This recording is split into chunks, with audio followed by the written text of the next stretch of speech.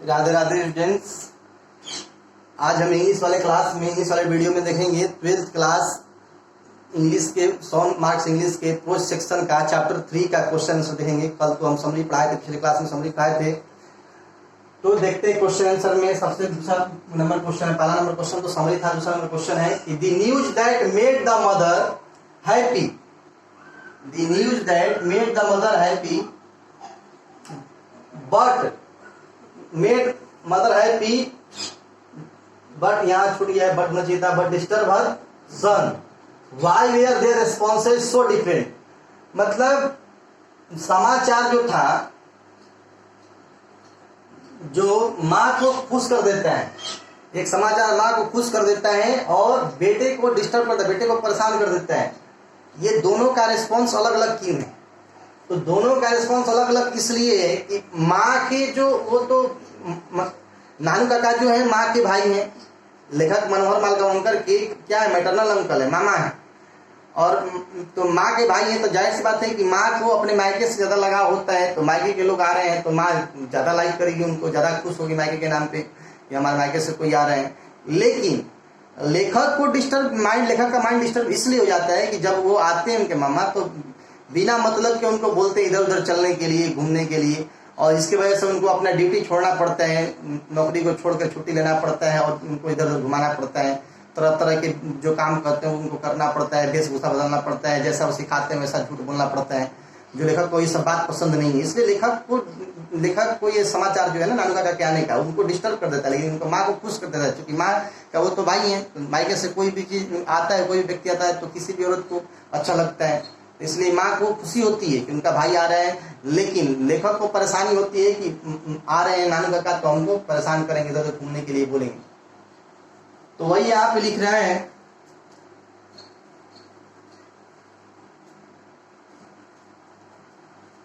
कि the arrival news of Nanu काका made the mother happy. कि पहुंचने का समाचार जो है नानू काका का माँ को खुश कर देता है। Because ladies are very loyal towards their maternal home. औरतें जो होती है ना अपने मायके के प्रति ज्यादा स्नेह रखने वाली होती है। एंड नानू काका वाज हर ब्रदर। नानू काका उनके क्या है, भाई थे, इसलिए उनको बहुत खुशी होती है कि मेरा भाई आ रहा है। While the news disturb her son. जबकि समाचार जो है ये डिस्टर्ब कर देता है उनके बेटे को। Because her son took him as an interference in his daily life. क्योंकि बेटा जो है उनका, मनोहर मालगांवकर जो लेखक हैं, वो उनको अपने डेली लाइफ में एक बाधा के रूप में देखते हैं। क्योंकि उनका जो रूटीन है उनके वजह से बिगड़ जाता है। टाइम पे ऑफिस जाना नहीं हो पाता है, ऑफिस छूट जाता है, टाइम पे कहीं अपना खुद वर्क नहीं कर सकते, उनके वजह से जगह जगह घूमना पड़ता है। लेखक की इच्छा के विरुद्ध भी घूमना पड़ता है, लेखक को नहीं मन भी होता जाने लगे फिर भी घूमना पड़ता है। Had to travel second on a 3rd class ticket but it was all arranged quite ambitiously. What arrangement Nanu Kaka is referring to? How can such arrangement be amicable? कह रहा है कि second class travel, second class 3rd class की ticket लेकर के second class में यात्रा करना क्या उचित है, और नानू काका ने इसको किस तरह से किया? तो इसके लिए देखिए इसका आंसर यहाँ लिखा हुआ है। The Nanu Kaka had a 3rd class ticket but he failed to get any seat in the 3rd class compartments. Nanu Kaka के पास में 3rd क्लास का टिकट था, लेकिन जब वो चढ़ने गए ट्रेन में तो he failed to get any seat. तो वहां भीड़ होने की वजह से वो ट्रेन में उनको सीट नहीं मिला 3rd क्लास के कंपार्टमेंट में। So he arrange he journey in 2nd class. इसलिए वो 3rd क्लास के बोगी को छोड़ करके वो अपना 2nd क्लास में जाकर के यात्रा करना उचित समझे। With the help of A ticket inspector. और टिकट इंस्पेक्टर से हेल्प मिली है इसके लिए, इंस्पेक्टर। और इवन विदाउट ए प्रॉपर टिकट, इसके लिए आकर के अपना वो बहुत झूठ साच बोलते थे ना टिकट इंस्पेक्टर, झूठ साच बोल करके किस तरह से अरेंजमेंट कर लिए, जुगाड़ लगा लिया अपना। This arrangement was amicable as his journey became quite comfortable then. ये जो है ज्यादा कारगर हुआ, क्यों? क्योंकि उनकी यात्रा जो थी ना 2nd क्लास में ज्यादा आरामदायक हुई, 3rd क्लास के बोगी तुलना ज्यादा आरामदायक हुई। उसके बाद The under secretary always obeyed Nanu Kaka, although he was never willing to do so. Why? Under secretary always obeyed Nanu Kaka. although he was never willing to do so. The under secretary कौन है? लेखक का, लेखक कोई लेखक ही under secretary पद पे न है, तो the under secretary always obeyed नानू काका although he was never willing to do so.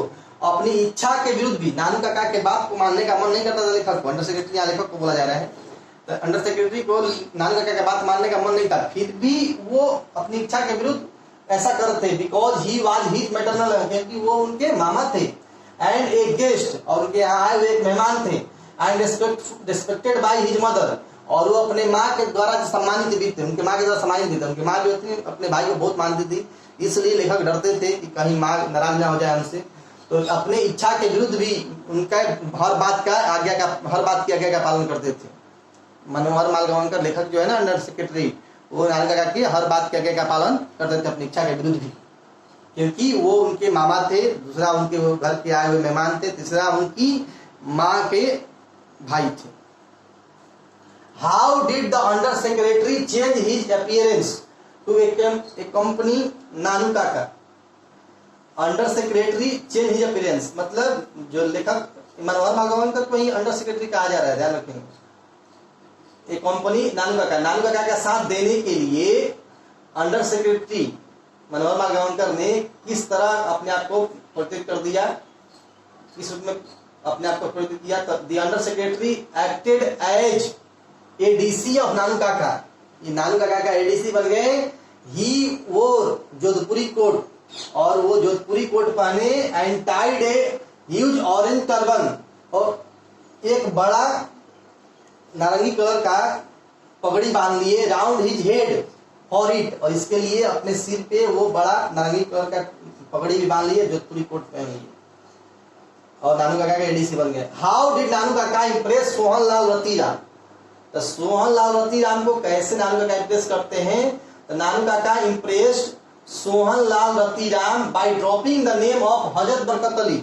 Sohan Lal Ratiram से जो बड़ा मंत्री पद पर आदमी है हजरत बरकत अली, उसका नाम ले लिए सोहन लाल रतीराम के पास में, और कहे कि वो उसको हम अच्छी तरह जानते हैं, वो हमारा मित्र है, तो हजरत बरकत अली का नाम लेकर के नानू काका सोहन लाल रतीराम को इम्प्रेस कर दिए, अपने प्रभाव में ले लिए। क्योंकि जाहिर सी बात है, छोटे आदमी के पास में बड़े आदमी का नाम लेंगे तो छोटा आदमी सोचता है कि अच्छा ये आदमी जो है बहुत पहुंच वाला होगा, क्योंकि उनसे जान पहचान है।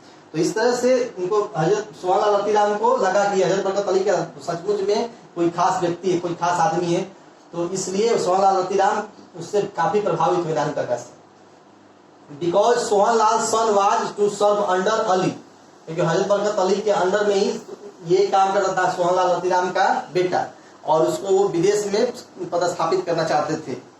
कौन? सोहन लाल रतीराम। तो इसलिए उनको लगा कि नानू काका के थ्रू कुछ काम बन जाए। What important information did he collect at Ratiram's place? Ratiram की जगह से, रतीराम के घर से कौन सी महत्वपूर्ण सूचना ही कलेक्टेड, मैंने नानू काका ने मैंने कौन सा सूचना प्राप्त की है वहां से? इंपॉर्टेंट इंफॉर्मेशन मतलब कौन सी सूचना रतीराम के घर से नानू काका को प्राप्त हुआ? द इम्पोर्टेंट इंफॉर्मेशन दैट नानू काका collected at Ratiram place, Ratiram यहाँ से नानू काका को सबसे महत्वपूर्ण जो सूचना मिला was that Barkat Ali did not want to marry his daughter.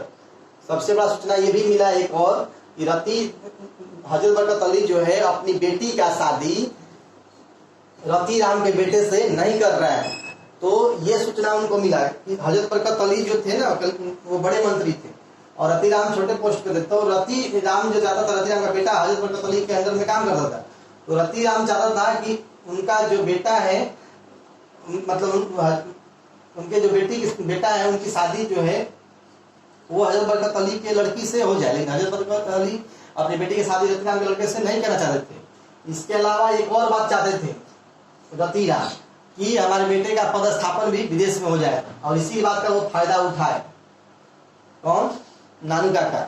और उनका नाम लिया हजरत बरकत अली का, और नाम लेने के बाद में काफी उनको अपने प्रभाव में ले लिए रतीराम को। Who was the second important person नानू काका had planned to meet? नानू काका का जो दूसरा प्लान था वो किस व्यक्ति से मिलने का था? किस इंपॉर्टेंट व्यक्ति से मिलने का था?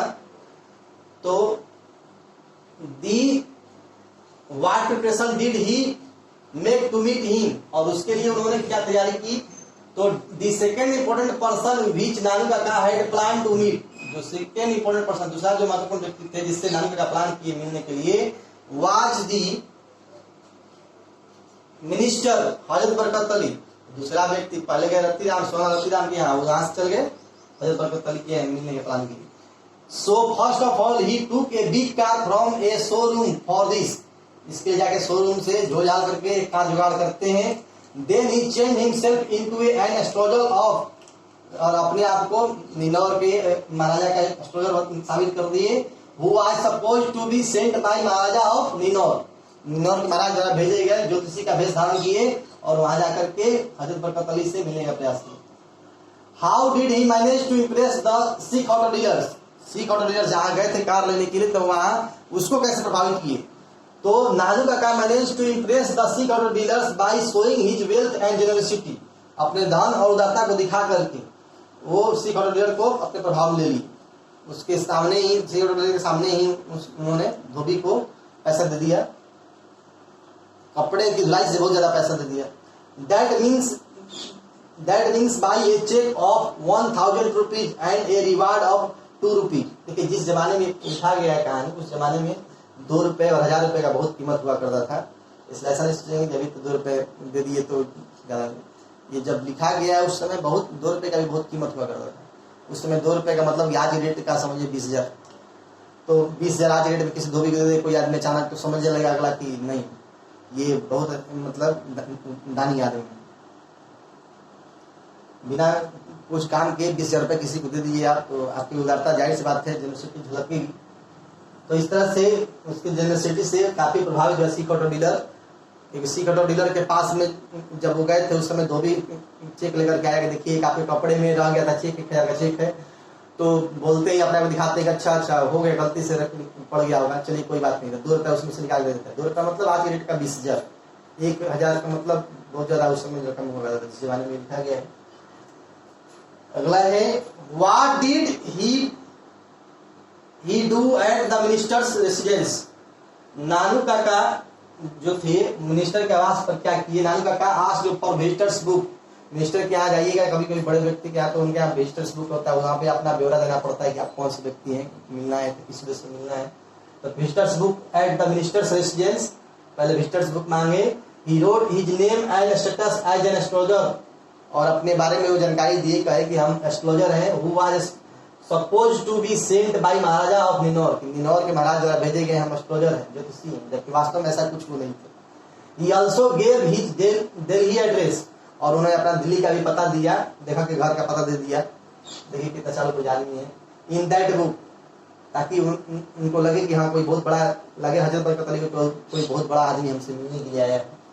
How did he impress the minister, minister को कैसे नानू काका इम्प्रेस करते हैं।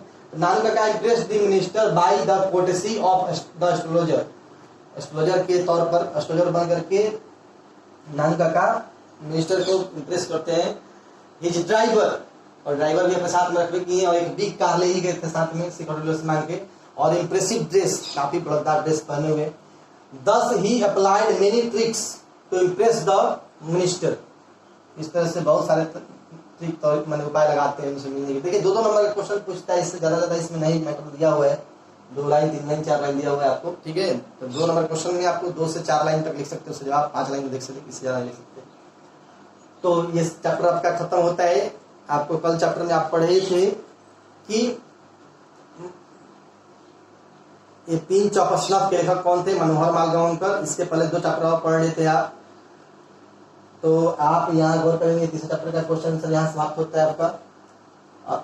मिलेंगे हम लोग अगले चैप्टर में नए वीडियो के साथ, तब तक के लिए राधे राधे।